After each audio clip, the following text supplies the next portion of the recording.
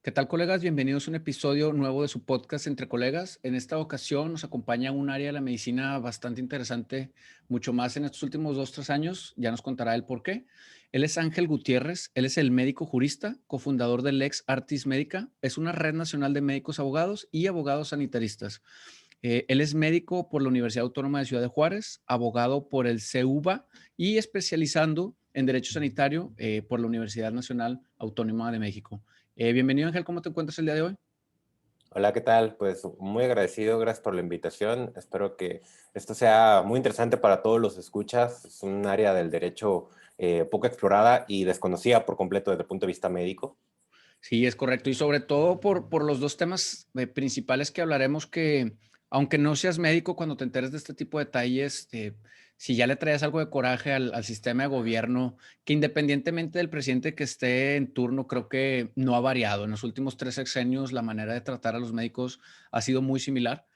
Simplemente ahora le tocó al presidente, pero empecemos con el tema que no está totalmente relacionado con el presidente, sino está relacionado con las instituciones de salud. Y para todos los que nos escuchan, vamos a hablar del examen nacional de aspirantes a las residencias médicas, que es un examen que se realiza por todo aquel médico general que quiere aspirar a hacer una especialidad en México. Y pueden ser incluso extranjeros, pero concretamente nos iremos a los mexicanos. Les platico un breve contexto. Este examen se suele presentar en septiembre, dependiendo del año, ha cambiado octubre, noviembre por pandemia y demás. Pero Ángel nos va a platicar una situación que hubo, porque el año pasado, justo esta convocatoria sale casi siempre en marzo. Si me equivoco en algo, Ángel, me corriges, pero sale la convocatoria en marzo, te dan 1 o 2 meses, a veces días. Ha ido cambiando cada año la manera en la que te permiten pagar el examen para luego subir documentación de manera electrónica y, y seleccionar una especialidad, modalidad que cambió para este año. Entonces, el año pasado se abre esta convocatoria, todos se inscriben, aproximadamente se gradúan al año de medicina como entre 60 y 80 mil médicos generales, los cuales muchos de ellos aspiran al examen, que se suele pagar a veces plazas de 50 a 70 mil exámenes. Total que se paga, se inscriben y después sale en la convocatoria que se van a dar becas para estudiar en el extranjero. No se estipula bien cómo, no se estipula bien en dónde, queda como muy al aire, pero se menciona cómo van a recibir becas. Entonces, el examen se presenta, suponiendo, por ejemplo, para no ser tan precisos, en septiembre, tú sales del examen con un puntaje y ya tienes los resultados del año pasado, entonces más o menos tienes una media. Se da el puntaje, pero después empiezan a entregar las cartas de selección que tú un mes después recoges y te dicen si pasaste el examen. Existen dos procesos. Un proceso es el que antes de aplicas examen a hospitales privados y cuando sale la tabla de que pasaste el examen, ellos te hablan y entras. Y la segunda opción es que participes en inscripciones a hospitales públicos posterior al examen para ver en qué hospital quedas y dependiendo de muchas cosas, te seleccionan para un hospital. La trama con Ángel empieza cuando muchos colegas se dan cuenta que tienen una plaza, pero se van a ir al extranjero. Y es ahí donde, Ángel, quiero que nos cuentes cómo empezaste a involucrarte con estos médicos que tenían su carta de aceptación, pero no sabían a dónde se iban a ir. No, pues primero que nada fue un despapalle desde el principio porque por ahí de marzo, de hecho, el gobierno federal dice que desde enero ya tenía el plan de aumentar el número de plazas. De cierta forma eso es una muy buena noticia porque incrementa las probabilidades de que quienes presenten el ENARM se queden. Pero también dejó muchas dudas en el personal médico al ver que cómo esperaban que donde caben dos residentes quepan cuatro, ¿no? Y deja muchas dudas y muchos que se involucraron en eso, en esa noticia, que la comentaron, sí tuvieron sus inconformidades precisamente por eso, por la calidad de la formación que iban a recibir, de los espacios físicos, simplemente los espacios físicos y de cómo en ciertas áreas pues no hay suficiente trabajo para que uno se desenvuelva y luego va a llegar más personas para que compitan también contigo por la única cesárea que hay en el turno, ¿no? Por decir un ejemplo.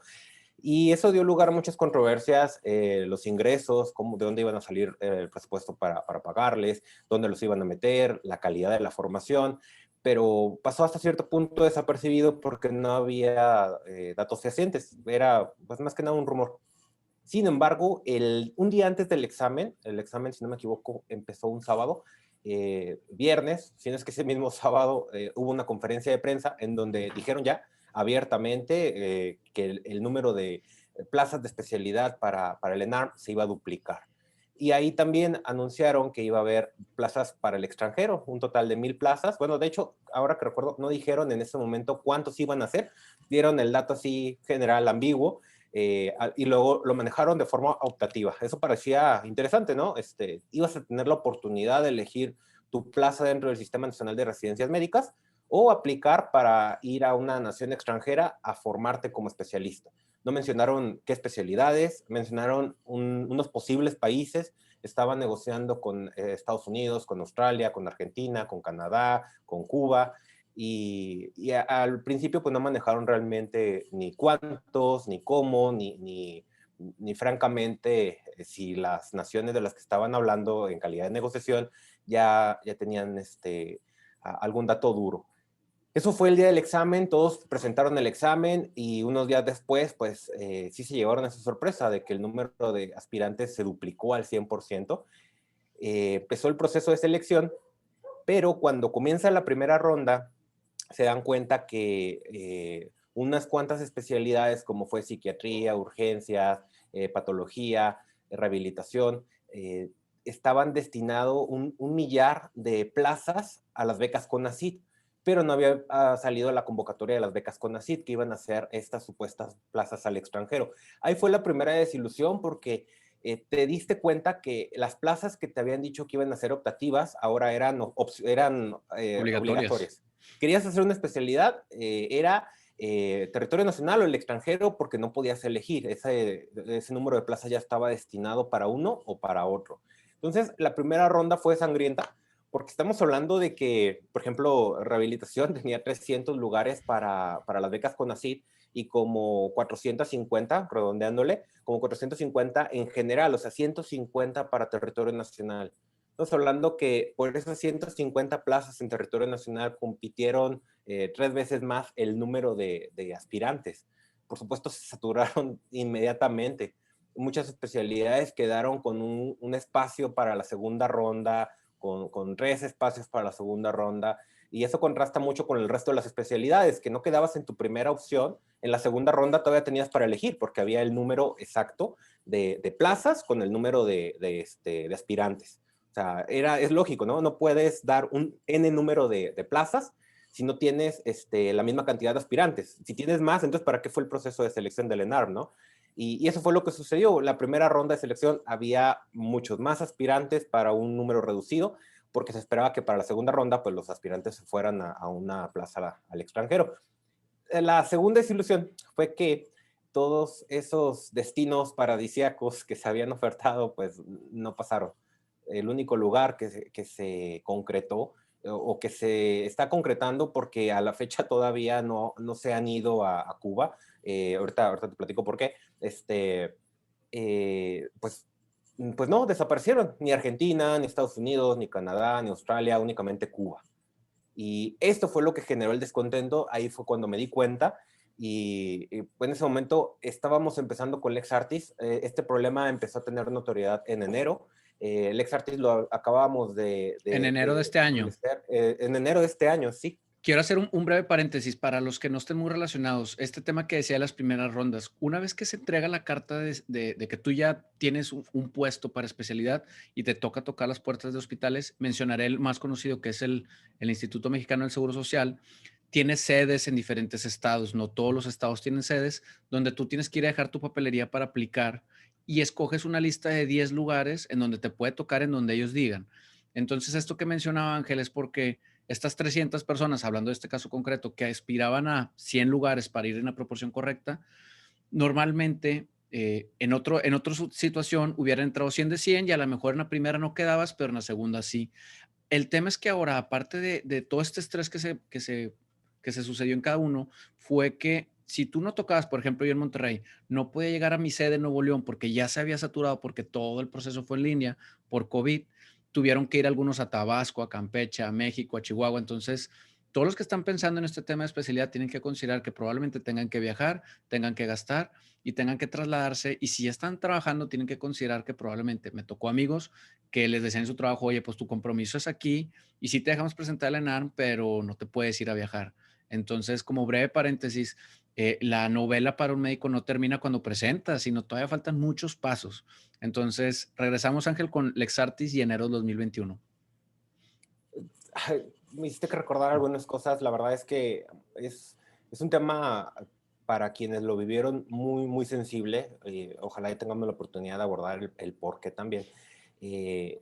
Acabamos de empezar Lex Artis en noviembre. Desde que yo estaba estudiando Derecho, estuve haciendo videos de YouTube para divulgar el derecho médico, para compartir lo poco que sabía, lo que iba aprendiendo, porque en Derecho, pues quien haya estudiado Derecho lo sabe, no te enseñan Derecho médico, no te enseñan Derecho sanitario, pero por mi afinidad a la medicina, obviamente, era una situación que a mí me interesaba particularmente y que veía que había mucho desconocimiento, entonces lo que procuré hacer fue compartir en cápsulas. Cuando me entero de este problema, pues no fue la excepción. Hice un video de YouTube, expliqué la problemática, cómo se desarrolló el problema, no solo para que los compañeros médicos lo supieran, porque a final de cuentas quienes lo están viviendo pues son los aspirantes.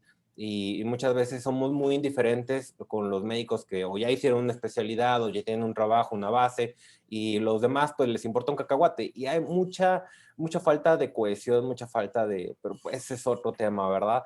Y por ese motivo lo hice, porque al final de cuentas sí era una cuestión social. Y esto dio lugar a que ese video se compartiera, que muchos aspirantes afectados se contactaran conmigo y tuve la oportunidad de hacer algunas reuniones con Zoom y platicando con ellos precisamente les ofrecimos la oportunidad o la opción de promover un amparo para que este acto de autoridad, esta omisión de no garantizar un número exacto de plazas y cambiar ese contrato que se dio inicialmente, porque la convocatoria del ENARM para fines prácticos es un contrato. En el momento en que tú pagas tus derechos, las bases se asientan y en ningún momento esas bases de la convocatoria manifestaban que tú te podías ir a otra sede, manifestaban que tú ibas a competir por una plaza en territorio nacional. Y al cambiarlo arbitrariamente se constituye un acto de autoridad y pues lo puedes impugnar en amparo. Eso fue lo que hicimos, promovimos un amparo, promovimos en realidad dos, promovimos un primero con 10 interesados y aquí está lo que te platico. Mira, cuando estos afectados se acercaron con nosotros, pues la segunda ronda, este segundo proceso de selección, ya quedaban muy pocas plazas, ya no, ya habían perdido la oportunidad o era inminente. Entonces, lo cierto es que lo que comentas es muy tangible, porque hubo compañeros médicos afectados, aspirantes, que me comentaron, es que queda una plaza, pero sé que va a estar peleadísima y tengo que ir hasta allá. Tengo que invertirle para ir y saber que no va a prosperar, que no, no me voy a quedar con ella por mi promedio, por lo que tú quieras. Entonces, pues mejor voy a solicitar el amparo, o sea, lo que me voy a gastar allá. Pues evidentemente el amparo tuvo un costo, la verdad es que ese costo fue un costo muy accesible. Fue 2 veces el examen nacional de aspirantes y para un amparo sigue siendo muy, muy económico. Fiamos, dimos oportunidades de pago. La verdad es que la intención no era hacer negocio en ese sentido, era poder ofrecer una solución, darle una oportunidad. Pero hubo compañeros que sí me comentaron, yo tengo para pagar, no importa, dame tus papeles. O sea, la intención de esto pues es que tú tengas una solución. Ya cuando seas especialista ya me haces descuentos, ¿no? este, y muchos sí comentaron esa situación, que no se encontraban en la posibilidad de seguir peregrinando, seguir tocando puertas para ver si podían conseguir. Bueno, quienes hayan escuchado de ese problema se habrán dado cuenta también que hubo marchas, hubo protestas, hubo muchas consignas en redes sociales. De hecho, se viralizó el hashtag Más Plazas Médicas MX y pues la verdad es que fue una gran oportunidad para despegar como médico abogado en esta situación porque era un tema complejo. Algunos abogados a los que les planteé la problemática, hay un abogado administrativista en Nuevo León, precisamente, en Monterrey, perdón, una vaca sagrada del derecho médico, perdón, del derecho administrativo moderno. Le planteé esta situación y la verdad es que con toda su experiencia como administrativista, no alcanzaba a entender realmente la complejidad del examen nacional de residencias médicas. Y esa es la ventaja que se tuvo, que tanto yo como mis compañeros médicos abogados pudimos abordar esta problemática con bastante fluidez, sin tener que invertirle tiempo a entender el proceso de selección, las autoridades involucradas, qué es la CIRF, todo ese tipo de situaciones y poder ofrecer una solución. Promovimos 2 amparos, tuvimos retrasos con los amparos en sí, primero porque los Ángel, juzgados... ¿qué se buscaba? ¿Qué se buscaba con el amparo? Para todos los que estén escuchando, ¿qué buscaban ustedes? Porque hay que también mencionar, y digo, yo estuve un poco involucrado en ese tema, y para los que no sepan, una de las inquietudes fueron que, ok, ya no tuve plaza en México, estoy de acuerdo con irme a Cuba, porque, por ejemplo, yo personalmente me hubiera gustado hacer una plaza de residencias médicas en Cuba en las mismas condiciones que en México, es decir, con un lugar en donde vivir, con una beca para vivir y con una escuela en donde salir con un papel de un título que valiera en mi país. Y una de las cosas a las que se enfrentaban, a lo mejor ahorita tú me puedes contradecir o agregar algo, es que estas plazas que se ofrecían en Cuba, una, no estaba muy claro en dónde iba a ser, no estaba nada claro cómo se iba a vivir. Y tercera, las instancias mexicanas no te aseguraban que este título que tú recibieras en Cuba iba a ser validado por los consejos que avalan cada especialidad. Es decir, si yo me hubiera ido a hacer psiquiatría a Cuba en un muy buen hospital, una, probablemente hubiera tenido que pagar mi hospedaje. Dos, la beca CONACYT, si llegaba a tiempo bien, pero si se tardaba, como muchas veces pasa, 3 o 4 meses, tú tenías que pagar ese costo de vida. Cuatro, no se clarificaba si la beca se iba a dar para no pagar inscripción. Por ejemplo, yo pago inscripción a mi institución educativa, aunque recibo una beca por parte de CONACYT. Entonces, y la otra, le inviertes 3, 4, 5 años en una especialidad, regresas a tu país y resulta que tu título cubano para el Consejo Mexicano del Colegio, no sé, de traumatología, pues no es válido. Entonces, pues hiciste una especialidad, pero no la puedes ejercer porque no tienes cédula profesional mexicana. Entonces, eso fue, creo, a reserva de lo que tú me digas, otro de los conflictos que muchos dijeron, pues yo sí me hubiera ido, pero ¿de qué me sirve que me vaya si no me va a servir prácticamente de nada en la práctica profesional, ¿no? Como te comentaba ahorita, todavía no se van a Cuba porque lo sé de primera mano, porque uno de los quejosos, de los justiciables, la forma jurídica para decir, por ejemplo, paciente del área médica, uno de los aspirantes que está demandando con nosotros aplicó simultáneamente para aspirar a Cuba y todavía no le dan su lugar, todavía no emigra, sigue inmerso en ese proceso burocrático de la Secretaría de Relaciones Exteriores, de la relación que tiene los servicios médicos cubanos, que la empresa es una empresa privada que les va a dar el lugar y todavía no. De hecho, él está a ver qué sale primero, si se resuelve el amparo o si se va. Entonces, él es una excelente muestra de que incluso ese proceso para irse a Cuba no ha sido tampoco muy claro para las propias autoridades, no solo para el personal médico que aspiraba a irse, sino las mismas autoridades están improvisando. A lo mejor es una palabra muy fuerte, lo digo desde mi experiencia, pero no tengo pruebas, pero tampoco tengo dudas. Oye, Y Ángel, y en teoría esta persona, por ejemplo, para hablar de este caso concreto, ¿tiene derecho a inscribirse al ENARM o no porque tiene una carta de aceptación? Porque una de las cláusulas que solía haber en los ENARMs es que tú no puedes inscribirte a un proceso si estás en un proceso. Por ejemplo, yo, que estoy en segundo año de especialidad, yo no puedo pagar, bueno, sí puedo pagar ENARM, pero no me puedo inscribir porque actualmente estoy cursando una especialidad. En este caso concreto, ¿él se pudo inscribir este año o ya no y está en el limbo? en el caso concreto de él, es una excelente pregunta, no puede, porque para poder hacer ese proceso tuvo que haber renunciado a los siguientes. Sin embargo, lo bonito de esto es que quienes promovieron el amparo sí se inscribieron también al examen nacional. Todo este problema comenzó por ahí de enero. La intención era darle una solución lo más rápido posible porque queríamos ser contundentes. Nos retrasamos porque la misma pandemia, el primer obstáculo fue la misma pandemia porque los tribunales estaban cerrados. Entonces, en ese acto de los tribunales resolvemos casos urgentes. Nos aceptaron la demanda, la primera, nos la aceptaron y nos dijeron, mira, te la acepto, pero la voy a poner aquí. Cuando tenga tiempo y ganas, la reviso. Nosotros nos quedamos, espérate, promovimos una queja, pasamos de un juzgado a un tribunal, que es jerárquicamente superior, donde promovimos la queja. Al hacer eso, lo que le decíamos al tribunal es, mira, este juzgado aceptó la queja, la demanda, pero no la quiere resolver que porque no es urgente. Y le dijimos al tribunal, esto es súper urgente porque estamos hablando de que peligran epidemiólogos, que en el contexto de la pandemia, pues es necesario, ¿verdad? Que se formen epidemiólogos. Estamos hablando de psiquiatras, que también por la cuestión del confinamiento social se requiere más personal especializado en esa área. Estamos hablando de que están obstaculizando la formación de rehabilitadores, que también por las secuelas del COVID son indispensables. O sea, dimos argumentos en donde los tribunales dijeron, ¿sabes qué? Le dijeron al juzgado, ¿sabes qué? Tiene razón, esto es urgente, admítelo y empieza a revisarlo ya. Entonces, sí nos retrasamos como unos 15 días, 3 semanas en que simplemente lo admitieran, ni siquiera lo habían admitido por ese detalle. Y el problema también es que ese desconocimiento de las leyes, como no la admitieron de lleno y tuvimos que irnos a la queja, pues muchos dijeron, no, les negaron el amparo, no lo admitieron, lo rechazaron, pero no tenía nada que ver con que lo hayan admitido o no, simplemente que por esa situación de urgencia lo relegaron un poco. Cuando el tribunal dice, no, no, no, esto se tiene que resolver ya, el juzgado dice, bueno, está bien, lo admito y empiezo a darle trámite.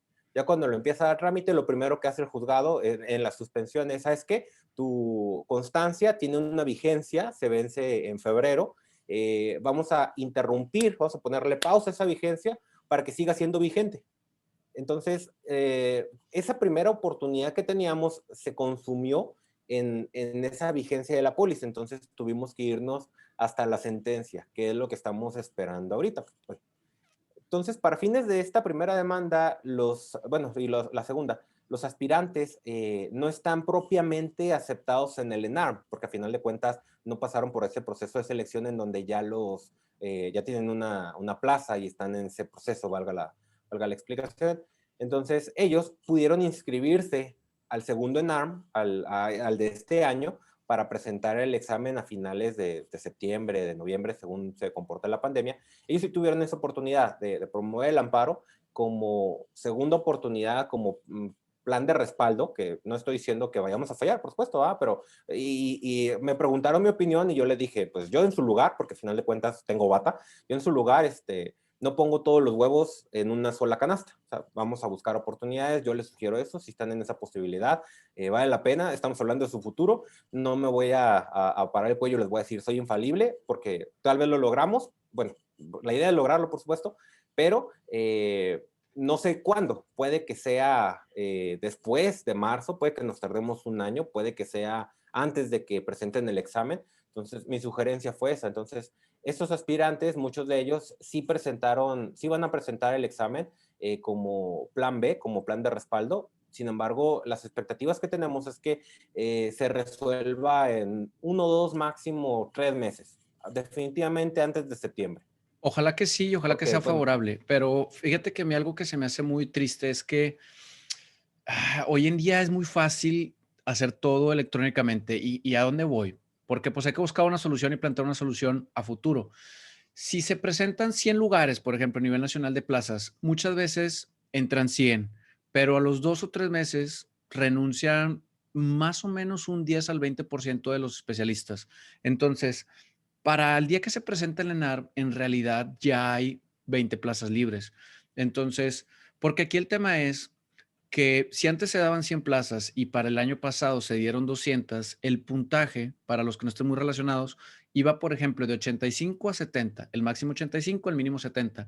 Pero ahora como fueron el doble, el puntaje inferior bajó a 60. Entonces a lo mejor una de estas personas, y digo a lo mejor porque a veces el primer lugar no encuentra lugar, pero bueno, vámonos a lo general. Esta persona que pasó con 62 de promedio, que no alcanzó plaza, que ahorita está buscando una, pues a lo mejor podría competir por estas 20 plazas que se liberan de la gente que renuncia. Yo alguna vez hice una consulta pública a la Secretaría de Salud Federal para preguntar cuánta gente había renunciado según sus estadísticas en los últimos 5 años y me contestó que nadie había renunciado y, o sea, porque lo tramité a través del IFAI. Y dices tú, no puede ser que tú me digas cuando yo al lado mío tengo 3 personas que renunciaron, que nadie ha renunciado, ¿verdad? Entonces, no se está censando cuántas plazas se van quedando o a lo mejor no se está haciendo de manera transparente, pero 6 meses después del ingreso, que la gente ingresa en marzo, hay muchas plazas que quedan despobladas y luego los Rs mayores pues necesitan de gente abajo para que lo ayude. Entonces, también creo que si se quisiera resolver, hay la manera de cómo resolver si estas plazas que quedaron, que muchas veces son en hospitales muy buenos, de alguien que renunció por alguna situación personal, y ahí es donde podrías acomodarlos y respetar su proceso. Entonces, también creo que es falta de ganas Voluntad, por parte, de voluntad era la falta de palabra, voluntad. de Sí, voluntad por la secretaría porque es muy fácil resolverlo. mira, vamos detrás de bambalinas, hablando sobre este problema jurídicamente. Por principio de cuentas, los de rehabilitación, que fueron los que más se esmeraron, porque también eran uno de los grupos más afectados y mejor organizados, lograron que se abriera una vacante en Tláhuac, y, en donde aceptaron a 30, 40, sin exagerarle, de rehabilitación. Muchos de ellos en realidad estaban también en el amparo. Entonces, el segundo amparo, que fueron los que más se beneficiaron con eso, casi la mitad de los que estaban promoviendo el amparo, que ya habían promovido el amparo, de hecho, encontraron un lugar en Tláhuac. Entonces, eso fue muy bueno. De hecho, el que más alegró fui yo, precisamente porque de una u otra manera se consiguió lo que se buscaba. La intención no era hacer pleitos, sino simplemente ofrecer soluciones. Pero en este sentido, tienes toda la razón. Mira, este es el razonamiento que muchos tuvimos. Das 300 lugares de rehabilitación a Cuba, pero tienes 150 en México.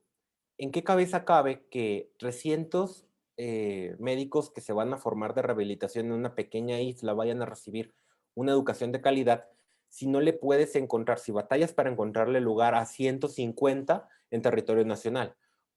¿Por qué cangrejos esperas que Cuba sí te vaya a admitir esa cantidad que sin duda va a superar su capacidad operativa, su infraestructura, su sistema de salud para formar este tipo de profesionistas, cuando en México, que es muchísimo más vasto, no les puedes encontrar lugar?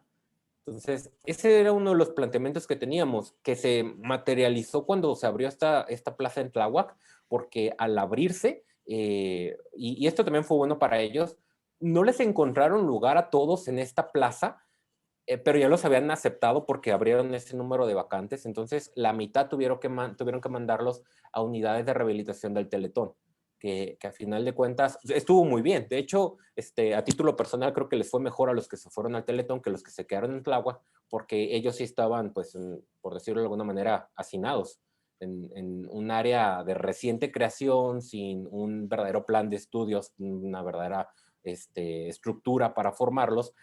Pero ese es el planteamiento, ¿no? Era falta de voluntad, era falta de ganas. Y lo mismo sucede con el resto de los médicos que promovieron el amparo. O sea, si la Secretaría, el Sistema Nacional de Salud, para no encasillarlo en la Secretaría, si el Sistema Nacional de Salud y todas las Que perdón autoridades que te interrumpa, involucradas. es que uno de los problemas es eso, que está el CIFRUS, la Dirección de Calidad, está Secretaría de Salud, o sea, hay tantas unidades involucradas en el proceso de selección de las residencias que luego, ya hablarás, pero luego se hace más complejo todo porque no está centralizado a que una sola figura tenga la decisión sobre todo, ¿no? Ahí es a donde iba con detrás de bambalinas. Para fines del amparo se promovió, y estas autoridades que estamos platicando tuvieron que rendir algo que se llama informe justificado, en donde explican, primero, si es cierto o no lo que se les está reclamando, y en segundo lugar, justificar constitucionalmente por qué lo hicieron.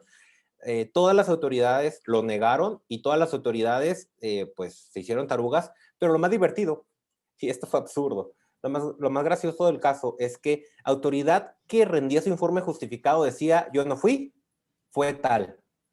Cuando la CONACYT rindió su informe justificado, lo nombramos como autoridad responsable, la CONACYT dijo, no, es que yo no me encargo de las plazas, yo no me encargo de la selección de lugares, eso lo hace la CIRF. Entonces, cuando le decimos a la CIRF hace exactamente lo mismo, dice, no, yo no me encargo de esto, por ejemplo, lo de Cuba es culpa de la CONACYT. O sea, se estaban echando la culpa entre ellos.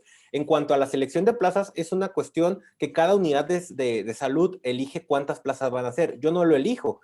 A ver, pues, entonces ahí tuvimos que agarrar las piezas del rompecabezas, pero todas las autoridades dijeron básicamente lo mismo. La Dirección General de Calidad de Educación en Salud, la Secretaría de Salud, la CIRF, por supuesto, la CONACYT, metimos hasta la SEP, porque la CIRF, precisamente, eso es lo complejo del asunto, por decirlo de alguna manera. La CIRF está integrada por la Secretaría de Educación Pública y la Secretaría de Salud. Es esa amalgama que da una quimera nueva, ¿no? Entonces, tuvimos que meterlos a todos, metimos al presidente, por supuesto, porque a final de cuentas, y el presidente dijo lo mismo, el presidente dijo, es que a mí no me embarren, yo no tuve nada que ver en este asunto.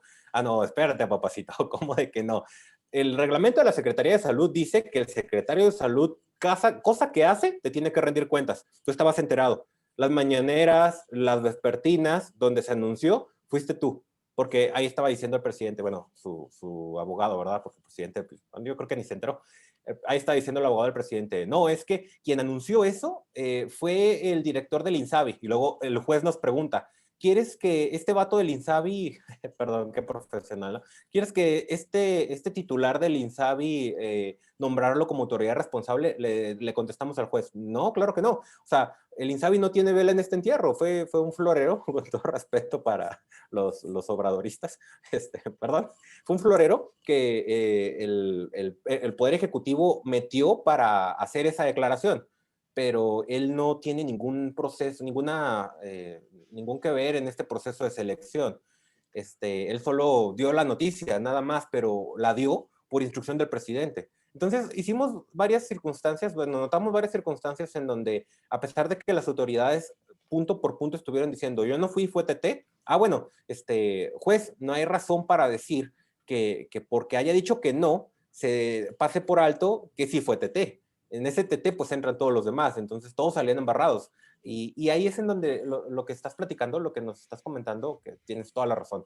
Falta de voluntad, porque ¿cuál era la instrucción? Ah, déjalos que se peleen, hay que se tarden la vida, que se la lleven entre los juzgados. Cuando salga la sentencia cumplimos, mientras que se desgasten, que sufran, que batallen, porque no tenemos voluntad de resolverlo. Y eso es lo que pasó, por ejemplo, con las vacunas en Nuevo León, ahorita que lo adelantaste, que la autoridad responsable fue muy consciente, le llegó la demanda y antes de que se hiciera grande el pleito, lo que hizo fue pues resolver el problema Antes y de se que nos acabó la cuentes esa demanda. historia, Ángel, vamos a cerrar el tema previo para poder pasar ese tema y que salga todo completo.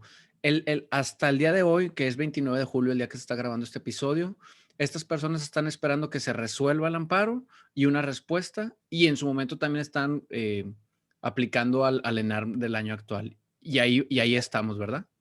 Sí, en la primera demanda el juicio se sobreseyó. El juez dijo, no tengo materia, lo voy a terminar anticipadamente. No negó el amparo, pero al terminarlo obviamente no nos lo conceden. Nos tuvimos que ir a un recurso de revisión, pero fue lo correcto, fue bueno porque cuando se va a un recurso de revisión, el juzgado pasa al tribunal, como pasó exactamente con el primer ejemplo que te daba.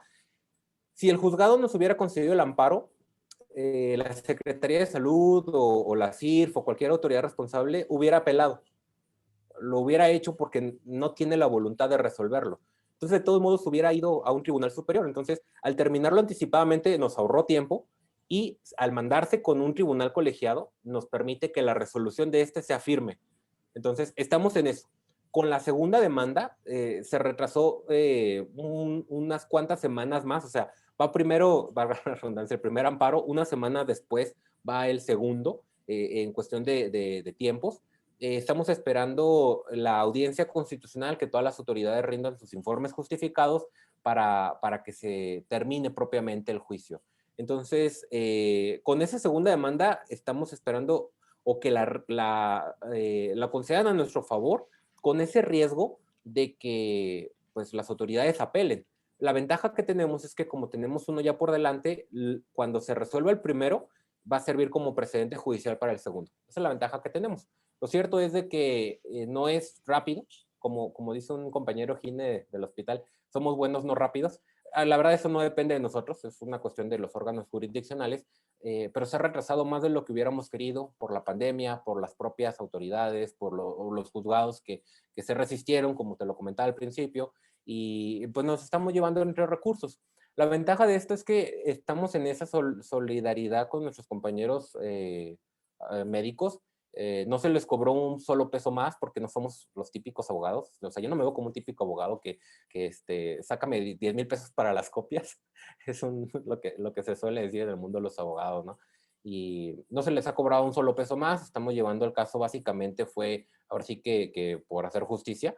Y eso se refleja más en el tema que sigue, que la intención que hemos tenido pues es brindar un poco de orden, de entropía a esto que es la justicia para el personal de salud.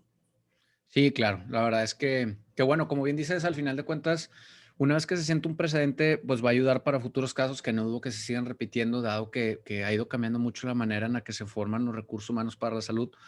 Y pues qué triste, ¿verdad? Que se lleven en contra a alguien, sobre todo para cerrar, creo que la parte más triste es que muchos de los médicos presentan una, dos o tres veces, o las veces que sea necesario el ENARM, y cuando lo pasas, pues sientes una gran alegría y luego cuando te topas con esto, te queda un trago tan amargo durante tanto tiempo que es una angustia mental que no es justo. Creo que se trata así de alguien que ya de por sí destinó 7 años de su vida a formarse como médico y luego seguirse topando con esto. Pero bueno, este es el primer caso. El segundo, ahí les va brevemente, se da en el contexto de la segunda ola de pandemia en el año pasado, 2020, en donde empieza el tema de que ya van a empezar a haber vacunas, van a llegar al país. Si no me equivoco, en vísperas de Navidad se anuncia que ya vienen los primeros lotes, que se van a vacunar al sector salud. De inicio se dijo solamente el sector salud. No se especificó si iba a ser privado o iba a ser público. Pero una de las cosas que acá en Monterrey incomodó demasiado es que hubo un hospital privado que fue el primer hospital en dar servicio a la población abierta, pero pues con médicos privados, ¿no? Entonces, cuando se empieza a dar la vacunación, se dice que solamente se le va a dar a personal público de salud y eso causó mucha molestia porque se dijo, oye, pues al final de cuentas, el sistema privado está solventando toda la deficiencia del sector público y al final de cuentas los médicos son iguales, no porque uno sea privado, pues no se está exponiendo, ¿no? Entonces, a mí lo triste fue que un sector grande de la población se demostró su ignorancia al decir que, pues si los médicos eran privados, tenían mucho dinero y no tenían por qué estar recibiendo una vacuna, pero los médicos privados estaban sacando adelante a los pacientes COVID de la población pública. Entonces, fue una cachetada muy, muy difícil para todos los profesionales privados, sobre todo muchos médicos residentes que se están formando en instituciones privadas, en donde les dicen, no, pues tú como estás en un hospital privado, aunque eres un becado, pues no tienes derecho a una vacunación. Entonces empieza este tema y ahorita ya nos contarás del tema de la población a vacunarse, que llaman primero los hospitales públicos, empiezan a hacer un listado que le piden a dirección de cuáles son sus médicos que están en primera línea, porque esa fue otra, del cual ya hablaremos, de que se clasificó al personal de salud como primera línea, segunda línea y tercera línea, pero la primera línea, que era los que estaban directamente teniendo COVID, se les olvidó poner a todos los médicos que estaban en una farmacia o en un consultorio de estos económicos, porque ellos veían a gran población de COVID. Obviamente no estaban graves, pero esos a la semana iban a estar graves. Entonces fue una discriminación, creo, impresionante, en donde dejaron de lado a todos esos médicos que también les decían privados, pero que al final de cuentas el sector salud en ese tipo de consultorios recibe hasta el 30 o 40% de las consultas médicas generales. Entonces, para no hacerla más larga, Ángel entra cuando, en breve resumen, una doctora de un hospital público que atiende COVID de primera línea acude al servicio, que casi en todos los lugares es en el servicio militar, eh, a vacunarse, la acompaña su pareja, su esposo, y el cual es médico también. Entonces, ya formado sobre la línea, que pasó todos los filtros que tuvo que haber pasado, vacunan a la mujer y la enfermera o la persona que generalmente es enfermera, por eso lo digo así, le pregunta a la persona, al hombre que lo acompañaba, ¿usted es médico? Si trae sus papeles y pues lo va a vacunar, pues adelante, ¿verdad? Cualquiera en su sano juicio, y sigue pasando hoy en día, si le ofrecen la vacuna, se la pone. Entonces, esta persona se pone la vacuna. Todos recordaremos que las primeras veces que alguien le ponían vacuna, les daban un comprobante de un papel que parecía hecho, Servilleta, sí, a parecía hecho a mano, mano. Bueno, en realidad fotocopia, muchas una veces era mal hecho a mano. fotocopia. Ajá, era a mano con un papelito del tamaño de mi lente, prácticamente.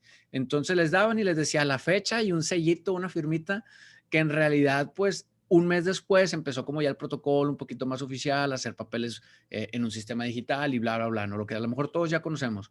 Pero así inició COVID y lo platico porque al final de cuentas esto se puede escuchar en diferentes años y queda para la posteridad. Entonces, un mes después, cuando sigue el tema de la vacunación, pues ahora sí piden la lista, está todo censado y es donde quiero que nos cuentes, Ángel, la novela por la que pasó esta persona, porque ya cuando se cumplió el día 40, que al inicio la vacunación se dijo que tenías 40 días para recibir tu segunda vacuna. Esta persona llega a su día 40 prácticamente y se topa con que ya no hay quien lo avale, porque cabe aclarar, la pareja no estaba en un hospital público, entonces ya no estaba en una lista oficial que mandaba el hospital público para vacunarse y aunque él tenía su papelito, pues no estaba en la lista de la segunda dosis y entonces ya no podía tener una segunda dosis. Y ahí es donde quiero que nos platiques cuál fue el calvario que vivió esta persona. Bueno, es un buen amigo, no grabando. Fue un buen amigo que una tarde de domingo me dice, Doc, no puedo, tengo un problema, necesito la segunda dosis, no hay forma alguna de que me la garanticen porque ya toqué puertas, ya pregunté en todos lados.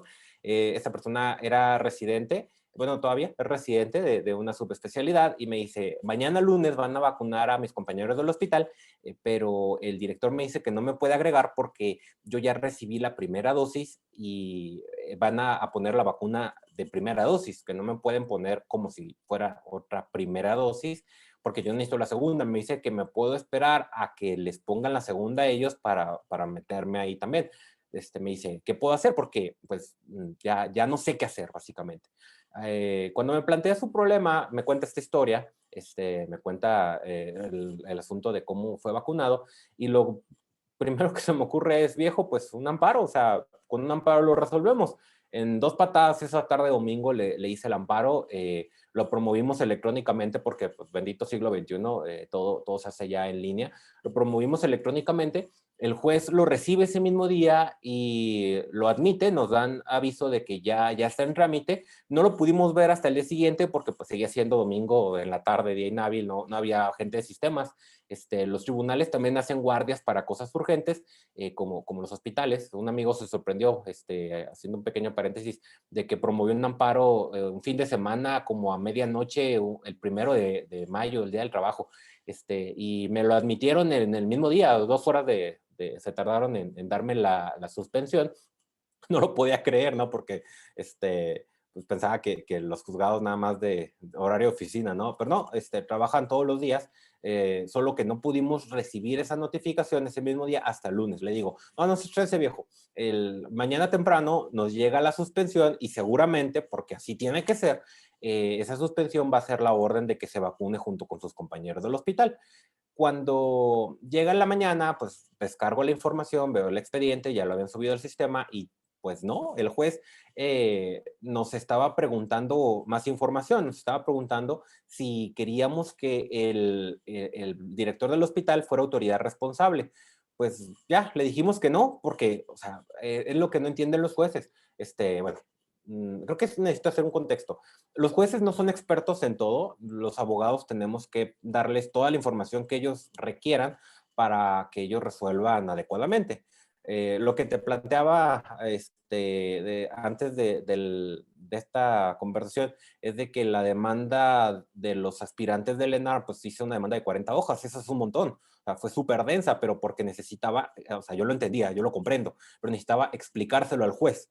De hecho, en varias demandas que he hecho he tenido que hacer hasta cosas como diagramas de flujo para explicarle a los jueces cómo funciona el mundo médico, porque es algo relativamente complicado, cómo llevarlos de la mano, ¿no? Entonces, lo que no, el juez no sabía y yo no consideré necesario planteárselo es de que el director de este hospital pues no tenía a su disposición la vacuna. Él solo iba a dar una lista, pero a su personal lo iban a vacunar en un hospital diferente. Entonces, el juez creía que si le ponía al director, el director se iba a ver obligado a vacunarlo, pero pues, los directores en ese momento no tenían a su disposición la vacuna para decidir, aquí la tengo y yo Y a quién todavía no la vacuno. tienen, o sea, y todavía no No, y la todavía no tienen. la tienen. Sí, de hecho, eso es un problema también muy, muy complejo, pero bueno, ya llegaremos ahí. Entonces ya le contestó al juez, no, pues sabes que no es mi interés nombrar a esta persona como autoridad responsable porque no está en su capacidad del cumplir. Si tú le das la orden, vacúnalo, pues él va a decir, ¿cómo? O sea, pues ¿de dónde? Pues digo, a Entonces, menos de que lo lleve de la mano en un avión a Estados Unidos, porque Estados Unidos nos vacuna a muchísimos mexicanos, ¿no? en ese momento todavía no, porque estamos hablando de febrero, principios de febrero, ya en este contexto como quiera, pero eso le contestamos al juez, entonces el juez ya recibe esa contestación y le digo a mi camarada, no te estreses, ahorita nos contesta el juez. Sí, nos contestó al día siguiente y la respuesta que nos dio, ya esperando ya que salga la orden porque ya se iba a acabar ese periodo de vacunación para su hospital. El juez ahora nos pregunta, nos hace 3 preguntas, pero una fue la que, con todo respeto, me enchiló. Preguntó esto. Explícame las circunstancias en las que esta persona se vacunó. Cuando veo eso, le digo a mi camarada viejo, aquí hay un problema. O sea, no nací ayer. Ya sé por dónde va este juez. Lo que está buscando es un motivo para negarte el amparo, porque nada tiene que ver el cómo te vacunaste. O sea, y yo se lo voy a contestar, pero creo que este juez anda de muy mala onda y está buscando pretextos. Entonces, al juez le contestamos, mira, se vacunó así, porque estás preguntando y pues te tengo que responder. Fueron estas circunstancias, pero nada tiene que ver el cómo se vacunó. Él no pagó por principio de cuentas, no fue un acto de corrupción, él no se metió a la fila, fue una decisión de la vacunadora. La persona que estaba administrando la vacuna tenía la facultad de decidirlo, haciendo ese discernimiento, decidió que esta persona se vacunara y eso no es atribuible a él, no es imputable a él, no es su culpa. Por otro lado, ya recibió la primera dosis. Estamos hablando ya no de una cuestión de la política nacional de vacunación, de quién va primero. Estamos hablando de que él ya vacunado necesita la segunda dosis para garantizar la eficacia del medicamento, porque es un producto químico, un producto farmacéutico. El que lo diseñó estableció que así tenía que ser y tú tienes que garantizar ese cumplimiento, independientemente de cómo sucedió. Así se lo explicamos al juez y días después, tómala. Eso fue lo que pasó. El juez nos dijo, no, el compa se saltó la fila, no al lugar, y nos negó la suspensión. Cuando te niegan la suspensión, pues procede un recurso. Eso fue lo que hicimos. Le digo a mi camarada viejo, no hay problema, promovemos una queja. La queja se tiene que integrar el expediente, una cuestión procesal, y en 48 horas, de nuevo, la jerarquía, el juzgado dice que no, vamos a ver qué dice el tribunal. El tribunal colegiado resuelve la queja, tiene 48 horas en este asunto, tiene 48 horas, y en 48 horas vas a ver que te van a decir que sí, porque pues, era muy obvio, ¿no? Entonces, pues, hicimos eso. Se tardó un mes el desgraciado juez en completar el expediente y en enviarlo al tribunal. Se tardó un mes, lo que debía de resolverse en 3 días, 2 días, se resolvió en un mes completo. Llega al tribunal y el tribunal hace lo mismo, lo que te comentaba, o sea, resuelve la queja y le dice al juzgado, oye, o sea, vacúnalo, ¿qué te pasa? Vacúnalo. Por lo que él está diciendo es correcto, es un reclamo lógico. Y usaron otro argumento, eso no lo dije yo, fue de cosecha del tribunal. Los tribunales dijeron, el Estado ya invirtió dinero en esa vacuna y si no se completa la dosis se va a desperdiciar. Vacúnalo, también es por cuestión de finanzas, no es por cuestión solamente de su seguridad, de que, sí, cierto, no importa cómo fue que se vacunó, ya se vacunó. Si consideras que hubo un delito, que se necesita hacer algo, investigalo, pero no por eso lo puedes privar de su derecho de acceso a la salud. Eso fue lo que sucedió. Entonces, ese asunto se volvió famoso, el Reforma publicó una nota de mi cuate incluso. Esa nota fue muy tendenciosa precisamente porque el encabezado era médico se salta la fila para recibir la segunda dosis de vacunación. Esa nota precisamente decía eso, que iba a ser sujeto de un proceso de investigación que pues, nunca pasó, o sea, tontería del diario.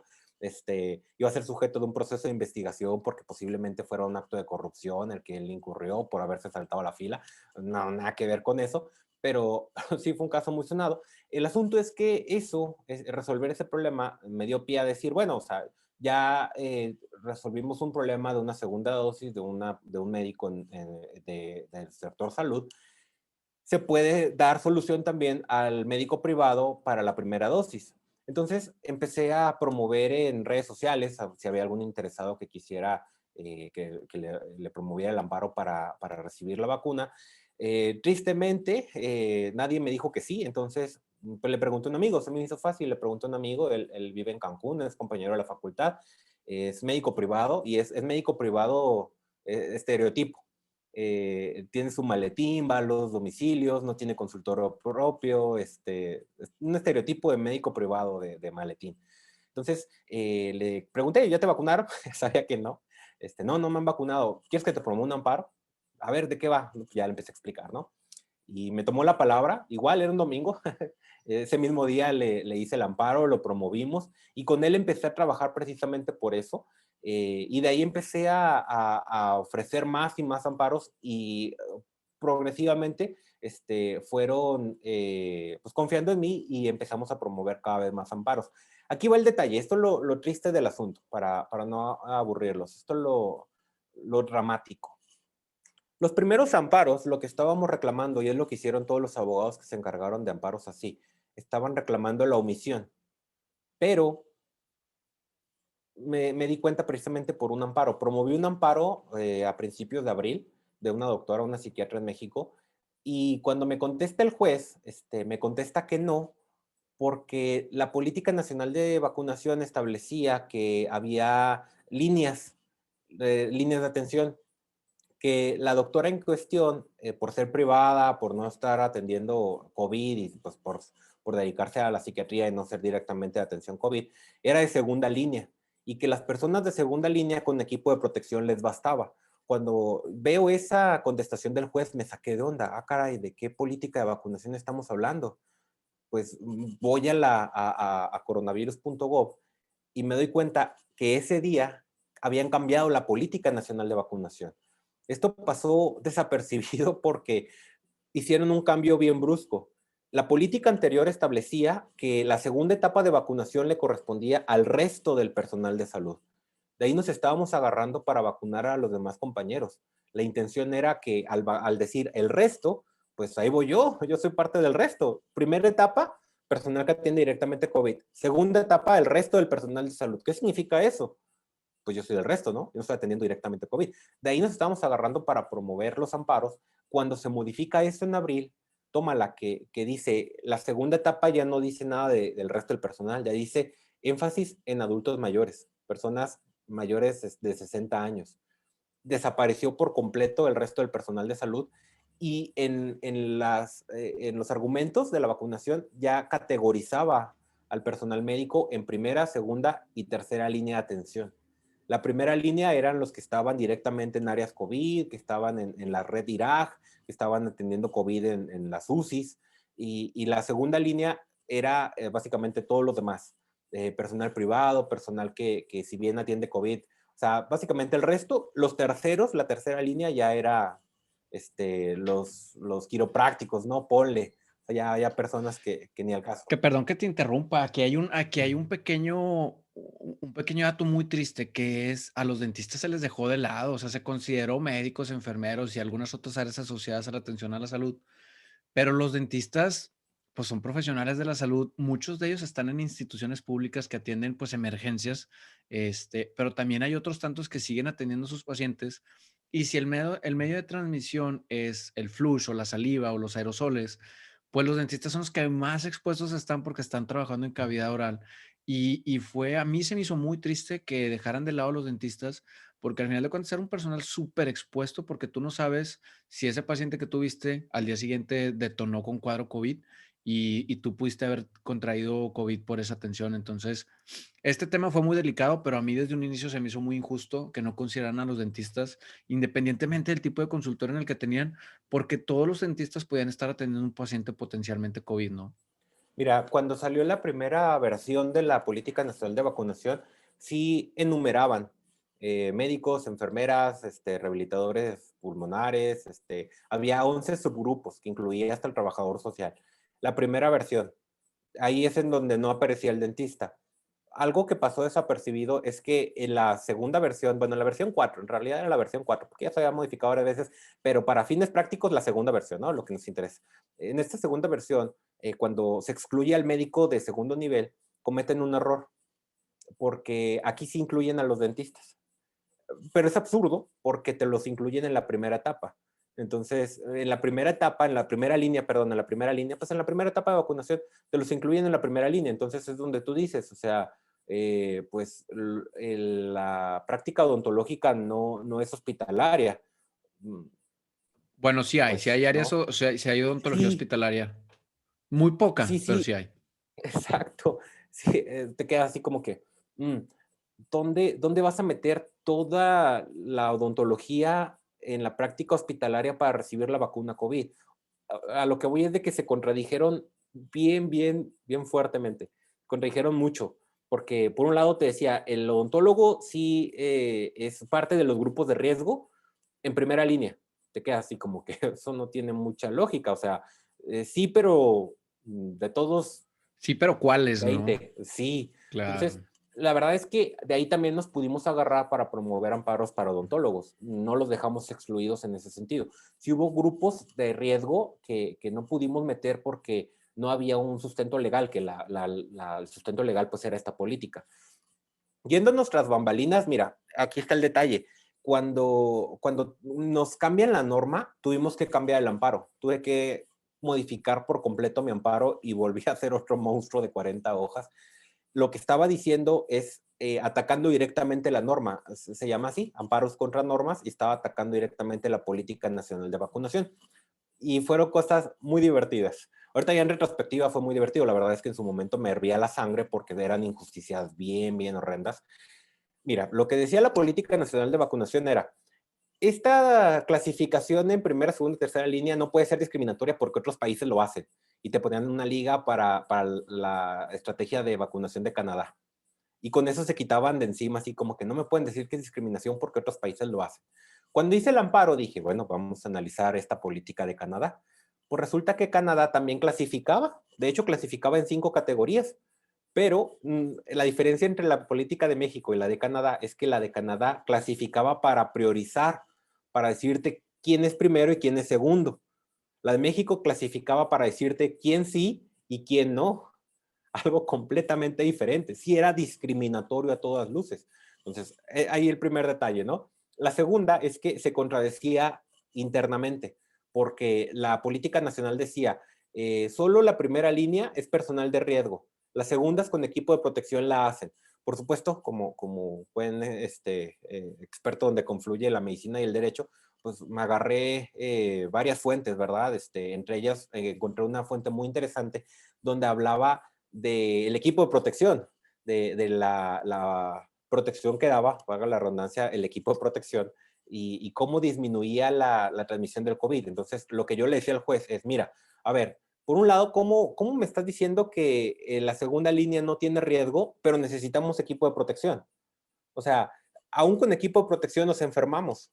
El equipo de protección es infalible. De hecho, ahí salió un argumento que me gustó mucho. Le decía, la vacuna no sustituye el equipo de protección, pero el equipo de protección no sustituye a la vacuna. Era uno de los argumentos que le decía al juez. Te digo que se contradecía internamente porque un año antes había salido una norma técnica de la Secretaría del Trabajo y Previsión Social y ahí decía, te ponía un cuadro grandote, te decía muy alto riesgo, no decía riesgo alto, decía así como el máximo riesgo, médicos, odontólogos, nutriólogos, enfermeros, todo el personal de salud, y luego te planteaba todos los demás, casi ya en naranja verde. Entonces, lo que yo le decía al juez, se está contradiciendo. Aquí esta norma actual dice que solo la primera línea es de riesgo, pero en una que ya había salido previamente, dice que no, que jala parejo, que todo el personal médico tiene riesgo de contraer COVID, y aquí hay una contradicción muy fuerte. Entonces, lo que estuvimos haciendo es atacar la política. Pero, mira, aquí viene lo importante de lo que estuve haciendo. Sí, aquí viene lo importante de lo que estuve haciendo. Al atacar la política, al impugnarla, lo que buscas es que los juzgados la declaren inconstitucional, que los tribunales digan, esto es inconstitucional, y cuando juntas 5 declaraciones de inconstitucionalidad, se genera una declaratoria general. En esa declaratoria general de inconstitucionalidad, esa norma queda sin vigencia. Ya no tiene validez. Y la intención que tuve y que sigo teniendo, porque esos amparos ya se consideraron las suspensiones, la gran mayoría ya se vacunó, la gran mayoría ya se vacunó, pero la intención que se tiene ahorita siguiendo esas demandas es llegar a esa declaratoria general de inconstitucionalidad por una sencilla razón. Yo tengo muy claro que el virus puede mutar, que la vacuna puede dejar de tener la eficacia esperada y que seguramente vamos a necesitar que se generen nuevos agentes Booster, le llaman inmunizadores. booster o refuerzos a la Y, tercera dosis que están pidiendo en algunos ya países. y cuando llegue ese refuerzo, nos van a volver a relegar. Nos van a volver a decir, tú no eres de riesgo, ya lo dijimos una vez, nadie respingó, no eres de riesgo. Vamos a seguir haciendo lo que se nos hinchen las ganas, vamos a seguir haciendo nuestra sacrosanta voluntad. Espérate, como dijo el ejecutivo, ¿no? Sí, te voy a vacunar, pero espérate. ¿A qué? Pues a que te toque, como a todos, a que te llegue la hora, por edad, ¿no? Ignorando por completo que independientemente del área donde estemos, tenemos un riesgo 13 veces superior a contraer COVID. La demanda estaba saturada de artículos del New England Journal of Medicine, de BMJ, de Lancet, hablando de la eficacia de la vacuna, y fue una situación también muy tortuosa porque fue pelear con los tribunales, con los juzgados, porque ellos no entendían este proceso y defendían a capa y espada esta política nacional de vacunación, hasta que empezamos a picar piedra y como fichas de dominó, uno tras otro empezaron a caer. Fueron cerca de 17, no, fueron como 18 demandas de vacunas que se promovieron. Todavía estamos promoviendo demandas por segundas dosis.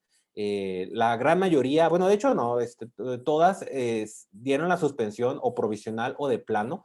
El problema fue el cumplimiento porque la Secretaría de Salud no estaba muy de buenas para cumplir, se puso sus moños, hizo y deshizo todo lo que pudo para evitar el cumplimiento. Una de las cosas que hizo, por ejemplo, en Chihuahua me tocó que el juez le dio la orden al coordinador estatal de vacunación y el coordinador dijo, sí, te vacuno, ven a este pueblito de la Sierra Tarahumara en los próximos 3 días y ahí te doy tu vacuna. El juez de inmediato le dijo, no, estás tonto, o sea, cúmplelo dentro de Ciudad Capital, que es en donde estamos promoviendo la demanda. Cosa muy diferente de lo que pasó en Nuevo León, que es lo que te estaba platicando al principio, que en Nuevo León el coordinador estatal de vacunación, un coronel, promovimos la demanda y antes de que se resolviera la queja, el coronel se puso en contacto con nosotros y empezó a llamarlos para vacunar. Empezó a cumplir la orden, aunque la orden por el juez todavía no se había otorgado. Y eso fue un acto de solidaridad muy bueno porque pues la gran mayoría de las autoridades responsables de vacunación realmente eran médicos, pero no tenían voluntad de cumplir. Tenían voluntad de cumplir, pero las órdenes verticales que recibían de sus superiores, y la orden vertical todos lo conocemos, vacúnense cuando les toque, cuando les corresponda, ignorando por completo el riesgo que teníamos de padecerlo.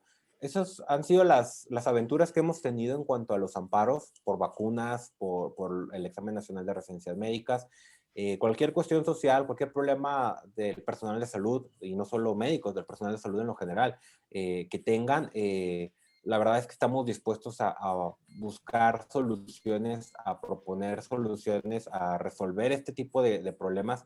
Yo personalmente me encargo más de cuestiones sociales, de amparos, de actos de autoridad, pero contamos con una red de compañeros que son al igual que yo médicos abogados, que se encuentran en diferentes partes del país y cada uno en sus diferentes áreas se encarga de dar solución a problemas específicos. Demandas de mala praxis, responsabilidad penal, despidos, cuestiones de lo más general del derecho. Yo lo que te estoy platicando son las peripecias más interesantes en cuanto a esos actos de autoridad y a los problemas sociales que como personal de salud hemos tenido, y pues me pongo a las órdenes, cualquier circunstancia que consideren que pueda ser una cuestión así, un acto de autoridad. Mi enfoque personal es combatir esas injusticias. Básicamente ese es el motivo por el que hago lo que hago, combatir las injusticias del personal de salud. Perfecto. Pues muchas gracias, Ángel Martínez. Justo estamos así en tiempo perfecto. Ángel Gutiérrez, perdón. Y ya nada más para salir, para dejar así como la piedrita en la mente de todos, justo hace 2 días se publicó de nuevo esta clasificación en donde consideran que todo aquel personal de salud que tenga sus 2 dosis de vacunación ya no es un grupo de riesgo.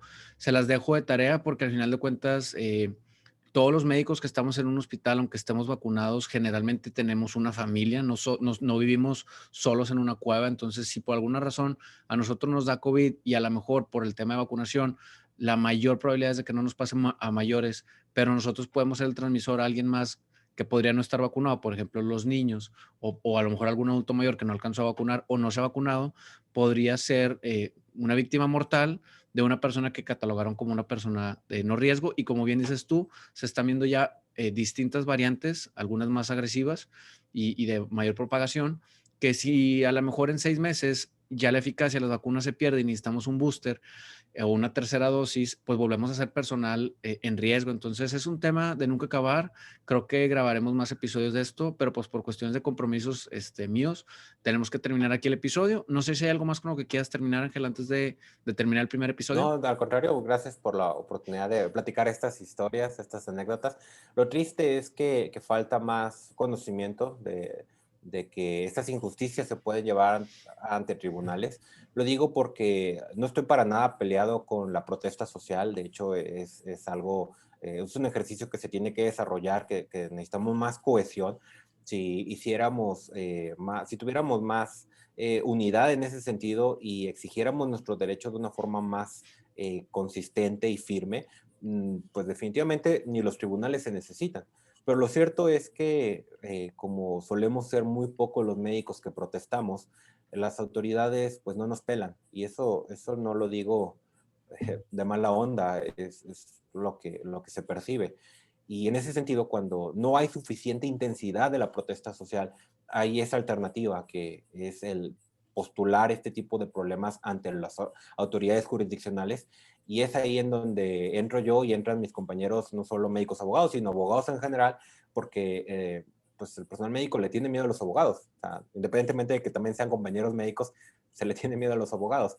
No veo la razón por la cual haya que temerles, al contrario, estamos dispuestos a resolver este tipo de problemas. Y sí hay que tener más en mente que es una solución que vale la pena explorar, que si bien no es rápida, es contundente, porque al final de cuentas de eso se trata la división de poderes. El Ejecutivo no puede hacer lo que se le pegue la gana, ni el Legislativo puede dictar las leyes que se le peguen la gana, sin que se pueda hacer una acción judicial por ese tercer poder que muchas veces no tomamos en consideración. Así que gracias por la oportunidad de platicar estas aventuras, estas anécdotas, y ojalá que la conclusión sea esa, que se quede en la mente de cada uno de nuestros compañeros del área de la salud, a no tener que agachar la mirada, doblar las manos, agachar la cabeza y aguantarnos, tragar saliva, y que podamos buscar otras alternativas para resolver nuestros problemas legales. Perfecto. Muchas gracias, Ángel. Nos veremos para un próximo episodio. Ya verás que sí, porque hay muchos temas de qué hablar. De inicio, muchas gracias por acompañarnos y muchas gracias a todos los compañeros que han llegado hasta este punto del episodio. Les agradecería que compartieran este episodio en sus redes sociales para poder llegar a más colegas y crecer esta comunidad. Nos vemos la próxima semana. Gracias por acompañarnos a seguir viviendo nuestra misión.